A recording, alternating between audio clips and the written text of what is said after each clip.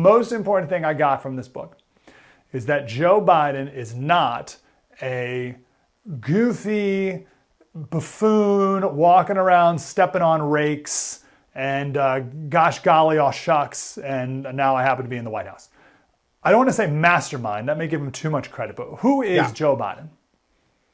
Yeah, and you summed it up pretty well. He's not this goofball who just bumbled into the presidency and is just getting puppeteered by everyone. And I think that this was a hypothesis I had before I started researching, and I spent about a year, maybe 15 months researching Joe, which is a arduous journey, if I must say. Luckily, I had a small team of top-notch researchers, all of whom had worked on #1 best-selling books from our friend Peter Schweitzer, who's also a senior contributor at Breitbart. And I figured that America, we're too smart to elect a bumbling idiot. That it couldn't be the case. So I started to delve into his life, and I had a hypothesis that no, he's not an evil genius or some sort of a mastermind, but he has a fastball.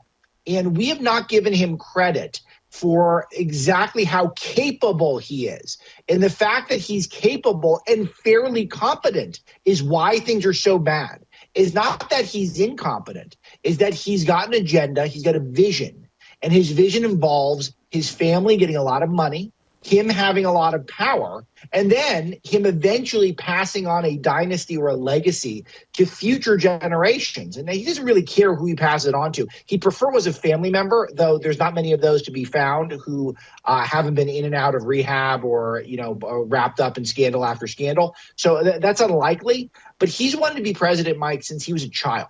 And he has wanted to ascend the ranks of American power structure, and he's been willing to do whatever he can to do that. So people look at it, I think, the wrong way. They think that, Joe Biden is just some sort of just whoever the billionaires propped up. No, he's the instigator. He's the one who over 50 years in Washington figured out how you stay in power in this country, and that is to do favors. You do favors for people domestically, you do favors overseas.